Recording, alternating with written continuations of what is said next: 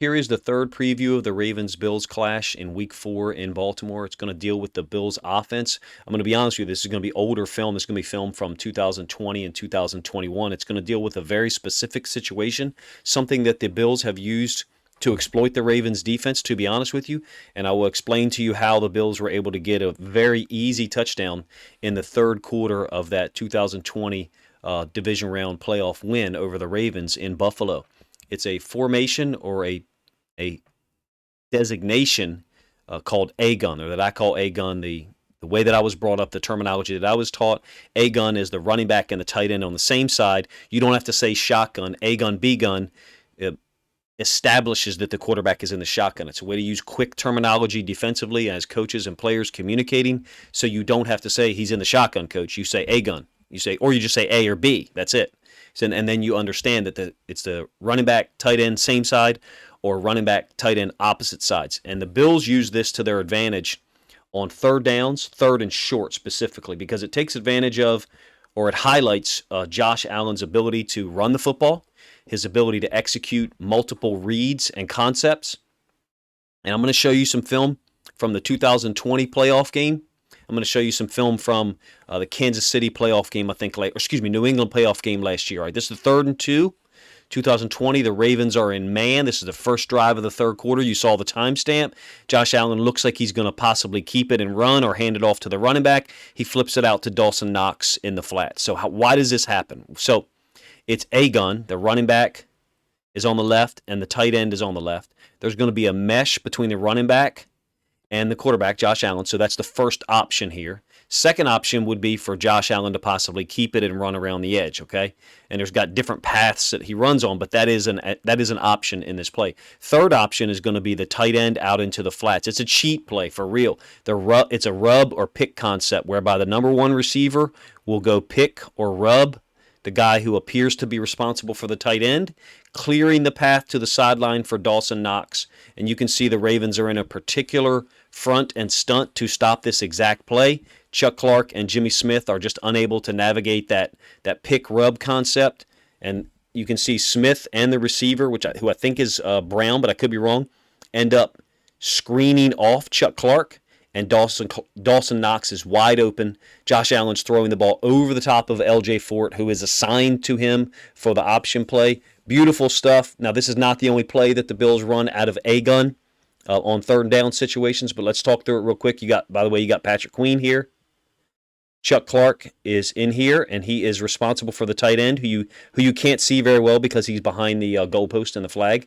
And then L.J. Fort is here responsible for Josh Allen. So I'm going to let this play for a moment and then bring it back, talk to you about the option piece of it.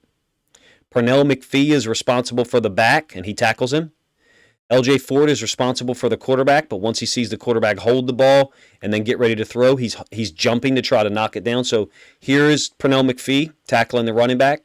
Here is Fort, presumably assigned to Allen in the event that Allen keeps it, tries to run around the edge. And then here, this is actually Diggs. I misspoke earlier. I thought it was John Brown. John Brown must have been at the bottom side of the screen. Here's Diggs and Smith guarding him man. And you can see Diggs is setting up to screen Chuck Clark, whose eyes are in the backfield, unfortunately, instead of being on his man. And Dawson Knox ends up being wide open in the flats. Great play design to the boundary. Multiple options here. Option one, the give to the running back. That's taken away because Pernell McPhee is going for the running back. Josh Allen, I think, knew that pre-snap, by the way. Second option would be for Allen to keep it, and we know he's a verifiable threat to run the football and dangerous, makes people miss or runs people over. Third option would be Dawson Knox out in the flats, and it's wide open. Now, you may say, Coach, this is 2020 film. Why are you showing us this? They don't do this anymore. Yeah, they do. They still run some of these same concepts. All right, last year's playoff game against New England, a gun. So the back and the tight end are on the right, and you've got three receivers to the left.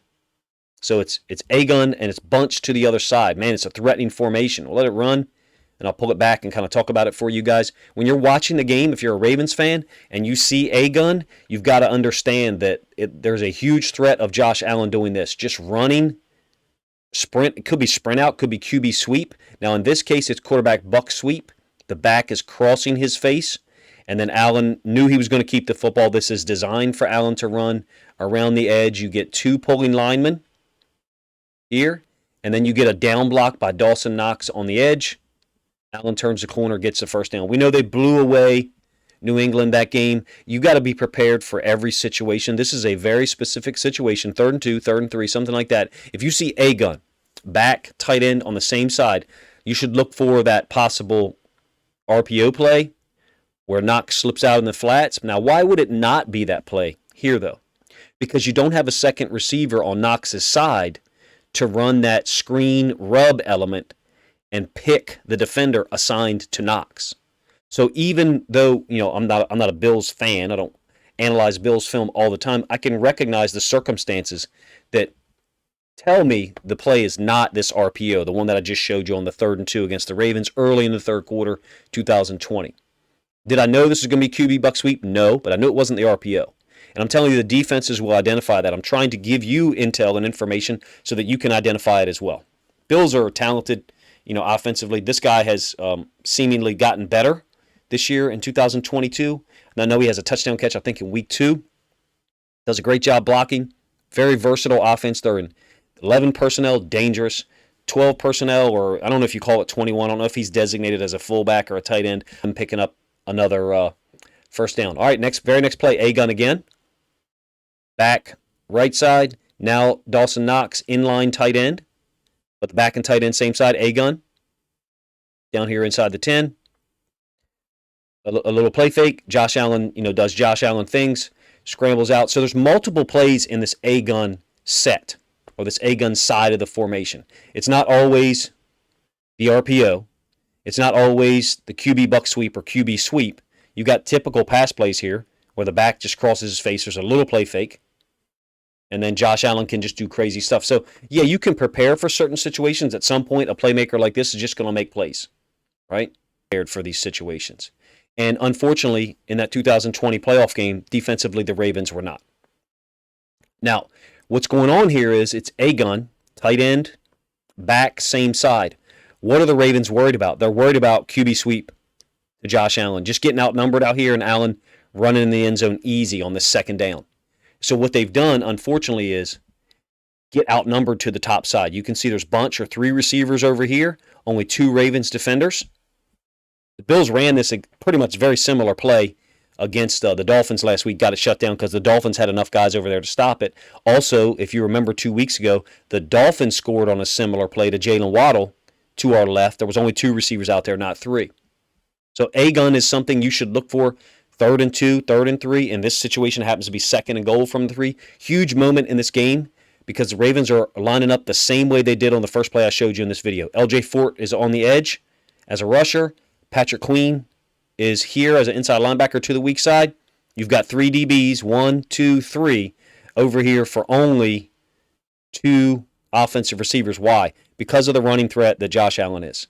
The Ravens did not line up properly, but in my opinion, the Bills gave them some information, A-gun, to indicate that they needed to overcompensate to that tight end side. And the Ravens took the bait.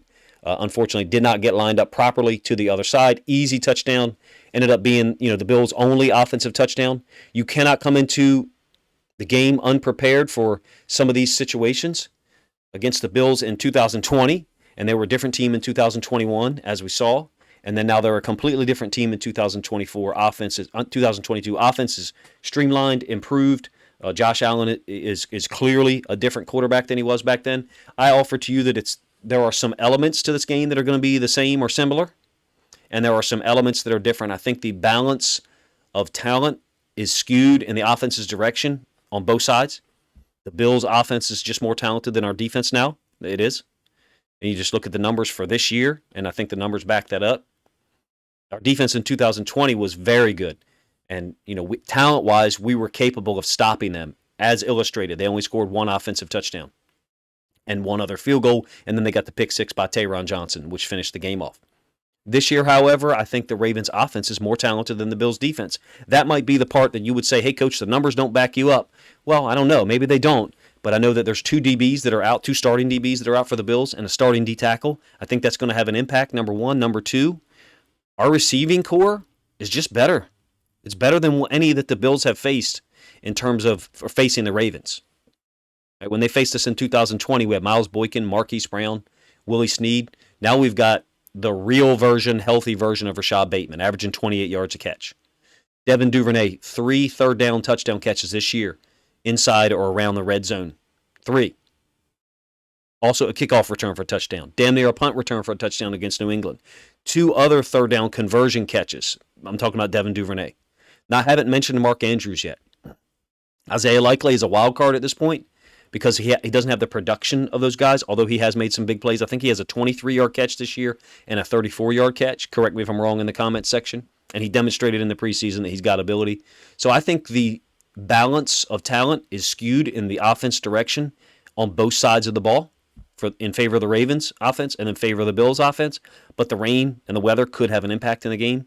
So from that standpoint, maybe some of these situations from 2020 aren't applicable. I think they are. I think it makes them more applicable because I think the ability to get first downs with either the run game or the threat of the run, like the RPO or the Josh Allen, A-gun running to the tight end side, I think that could be the difference in the game if the weather really impacts the gameplay and teams' abilities to generate explosive plays in the pass.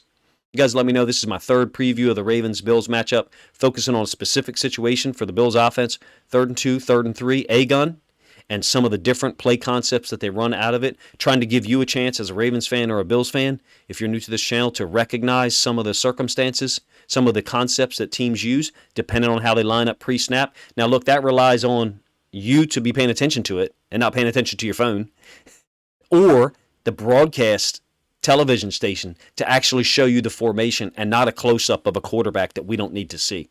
That's one of the things that gets on my nerves the most. They need to show us the formation more pre-snap so we can start to be a little bit more prepared and have some awareness as fans. Hey, I think this is the same formation they ran 2 plays ago. Or if you're like me and you watch film like crazy, hey, this is the same formation they used in 2020 for the touchdown. So appreciate you guys' time. If you haven't subscribed to the channel, you probably still aren't listening, but if you are, please consider subscribing to the channel now. We're trying to get to 6,000 subscribers before the end of the week. Appreciate you guys' time.